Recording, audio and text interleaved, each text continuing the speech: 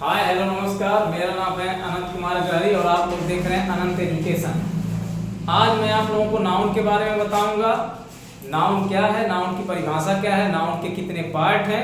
बहुत ही आसान तरीके से मैं आप लोगों को हिंदी में बताऊंगा, जो आप लोगों को कभी पूरी जिंदगी में नहीं भूलेंगे। आप लोगों को दोबारा नाउन पढ़ने की आवश्यकता नहीं है। एक बार यहाँ पे मेरा वीडियो देखकर पढ़ लेंगे, दोबारा आपको नाउन पढ़ना ही नहीं है। नाउन नाउन मतलब होता है संज्ञा या नाम। दुनिया में जितने भी नाम हैं, चाहे वो व्यक्ति का नाम है, वस्तु का नाम है, सब संज्ञा है, सब नाम है। नाउन जो है दो प्रकार के हैं। पहला है काउंटेबल नाउन, जिसे हिंदी में गणनीय संज्ञा कहते हैं। दूसरा है अनकाउंटेबल नाउन, जिसे हिंदी में अगणनीय संज्ञा कहते हैं। काउंटेबल नाउन के तीन पार्ट हैं। पहला है प्रॉपर नाउन, जिसे हिंदी में व्यक्तिवाचक संज्ञा कहते हैं। दूसरा है कॉमन नाउन, जिसे हिंदी में जातिवाचक संज्ञा कहते हैं। तीसरा है कलेक्टिव नाउन, जिसे हिंदी में समूहवाचक संज्ञा कहते हैं। अनकाउंटेबल नाउन के दो पार्ट हैं। पहला है अब्स्ट्रैक्ट नाउन, जिसे हिंदी में भाववाचक संज्ञा कहते हैं। दूसरा है मटेरियल नाउन, जिसे हिंदी में पदार्थवाचक या द्रव्यवाचक कहते हैं। अदर नाउन्स दो होते हैं।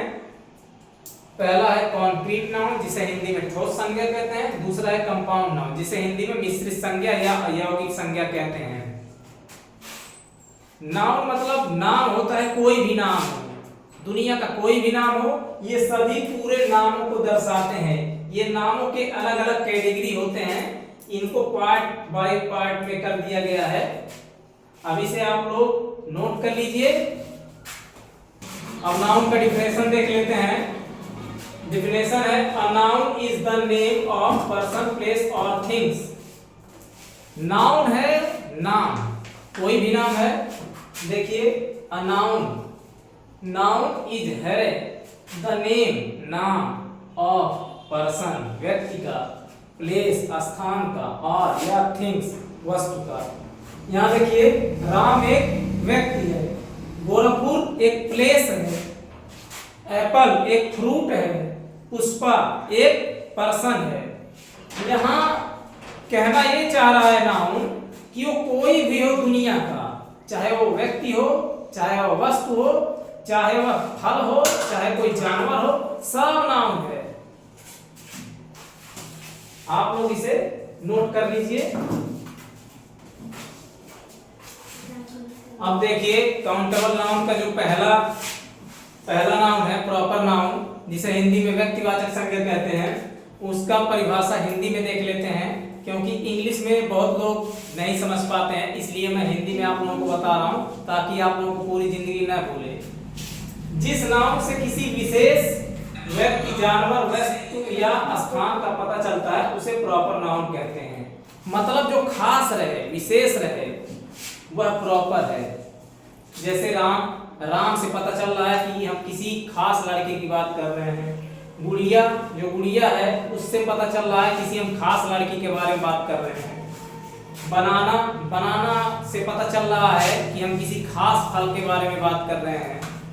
गोट, बकरी के बारे में हम पता कर रहे हैं कि बहुत कोई खास बकरी है।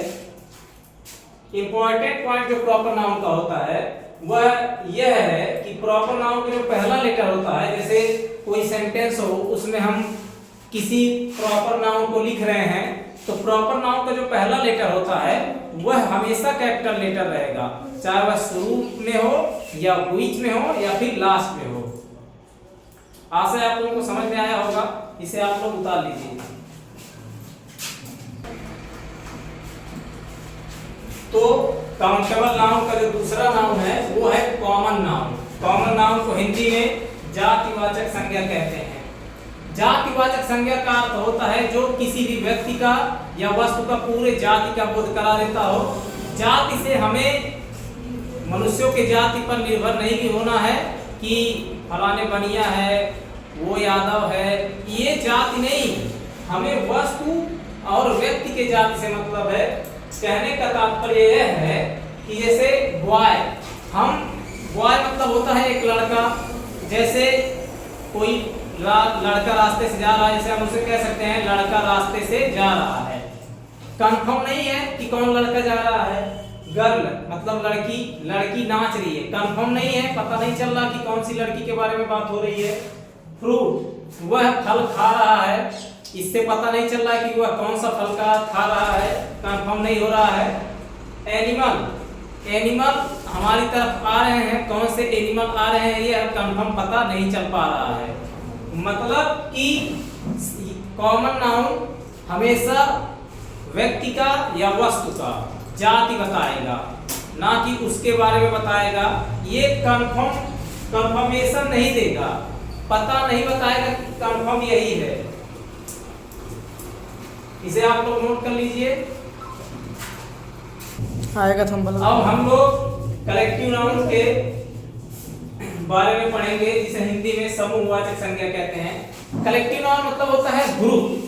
कोई भी चीज, चाहे व्यक्ति हो, वस्तु हो या कोई भी चीज हो, अगर ग्रुप में हो, या तो उसको किया जाए या फिर वह भगवान ने उसको किया हुआ है, ग्रुप में किया हुआ है, वह कलेक्टिव नाउन के अंतर्गत में आता है। जैसे आर्मी, आर्मी जो हमारी है, किसी भी देश की आर्मी हो, वो कलेक्टिव में रहती है, ग्रुप में रहती है।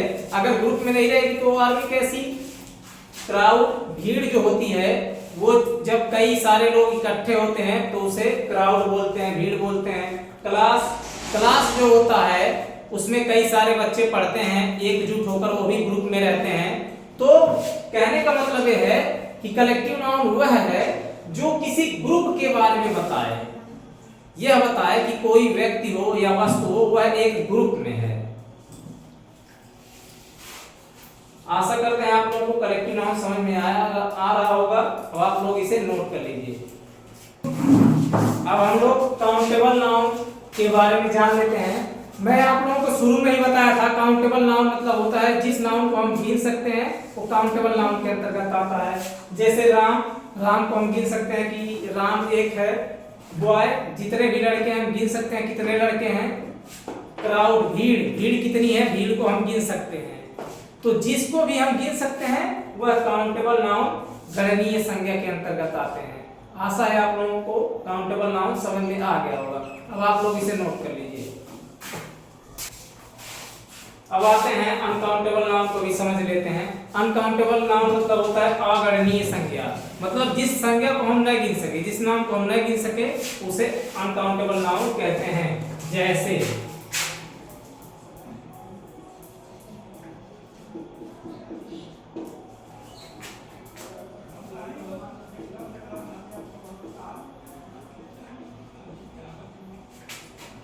जैसे वाटर, पानी को हम लोग नहीं गिन सकते। मिल्क, दूध, दूध को हम लोग नहीं गिन सकते। सैंड, बालू को हम लोग नहीं गिन सकते। चाय, चाय को हम लोग नहीं गिन सकते। और भी इसी तरीके के कई उदाहरण है। मतलब कहने का अर्थ यह है कि जिस नाम को हम न गिन सके, जिसको हम लोग न गिन सके, वो अनकाउंटेबल नाउन के अंतर्गत आता है। अब आप लोग इसे नोट कर लीजिए। अब हम लोग अनकाउंटेबल नाउन के जो पार्ट हैं, यानी कि जो अनकाउंटेबल नाउन का पहला पार्ट है वो है एब्स्ट्रैक्ट नाउन, जिसे हिंदी में भाववाचक संज्ञा कहते हैं। भाववाचक संज्ञा वह होता है जिसे हम लोग देख नहीं सकते, केवल महसूस कर सकते हैं। वो हमें दिखता नहीं है, केवल हमें पता चलता है कि क्या चीज है। जैसे पेन, दर्द, जो हमें दर्द होता है वो हमें दिखाई नहीं देता है लेकिन महसूस होता है। लॉफ, जो हंसी होती है वह हमें दिखाई नहीं देती है लेकिन महसूस होता है, अगले को भी महसूस होता है, हमको भी महसूस होता है कि हंसी क्या है। एयर, हवा, हवा महसूस होती है लेकिन दिखती नहीं है। ऑनेस्ट, ऑनेस्टी, जो ईमानदारी है वह दिखती नहीं है लेकिन पता चलता है कि अगला व्यक्ति या ईमानदार है। आशा है आप लोगों को समझ में आ गया होगा कि एब्स्ट्रैक्ट नाउन क्या है। आप लोग इसे नोट कर लीजिए। अब हम लोग बात करेंगे मटेरियल नाउन की। मटेरियल नाउन को हिंदी में पदार्थवाचक संज्ञा कहते हैं। पदार्थवाचक का मतलब होता है कि कोई पदार्थ हो जिससे हम दूसरी चीजें बना सकते हैं, चाहे वह पिघला हुआ हो चाहे वह ठोस हो। जैसे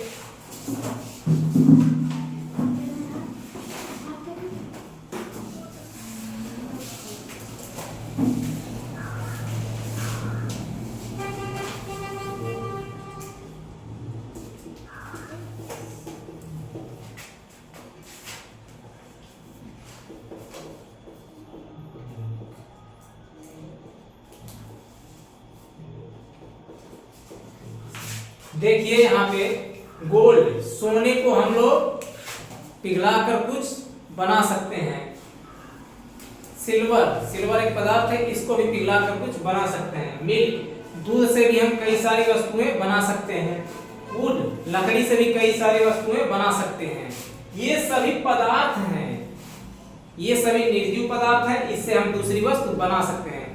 मटेरियल नाउन का अर्थ ही होता है कि जिससे कोई पदार्थ का पता चले, जिससे हम कोई चीज बना लें, अन्य चीज बना लें, वही पदार्थवाचक संज्ञा है और कुछ नहीं है। आप लोग इसे नोट कर लीजिए। अब हम लोग अदर नाउन के बारे में जान लेते हैं। दो अदर नाउन है। पहला है कॉन्क्रीट नाउन। कॉन्क्रीट नाउन को हिंदी में ठोस संज्ञा कहते हैं। मतलब ठोस संज्ञा का अर्थ हमें नाम पे नहीं जाना है। ठोस संज्ञा का अर्थ है जिस नाउन को हम अपने ज्ञानेंद्रियों से, ज्ञानेंद्रियां क्या होती हैं? 5 होती हैं। मतलब कहने का तात्पर्य है जिसे हम देख सकते हैं, छू सकते हैं, महसूस कर सकते हैं, वह कॉन्क्रीट नाउन है। जैसे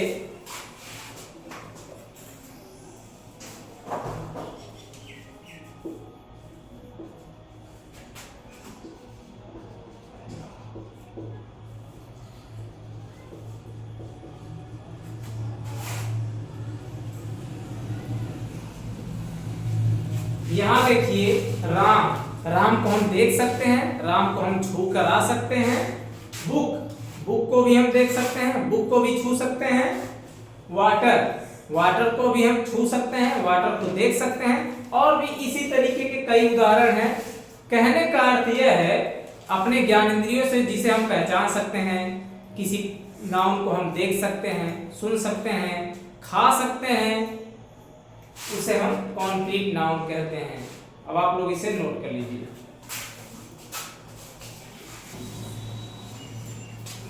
जो अदर नाउन है उसका जो दूसरा पार्ट है जिसे हम कंपाउंड नाउन कहते हैं। कंपाउंड नाउन को हिंदी में मिश्रित संज्ञा कहते हैं। कंपाउंड नाउन का अर्थ है कि जो मिला हुआ हो, 2 या 2 से अधिक शब्दों से मिलकर कंपाउंड नाउन बने होते हैं। जैसे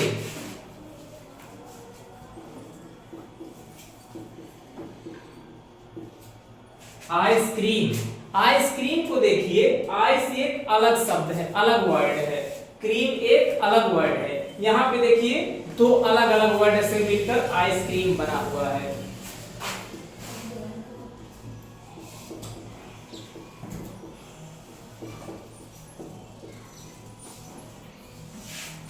अब हम दूसरा शब्द देखते हैं, मदर इन लॉ। यहाँ पे देखिए बीच में हाइफन लगा है। मदर एक अलग शब्द है, इन एक अलग शब्द है, और लॉ एक अलग शब्द है। मदर इन लॉ ये भी कंपाउंड नाउन है।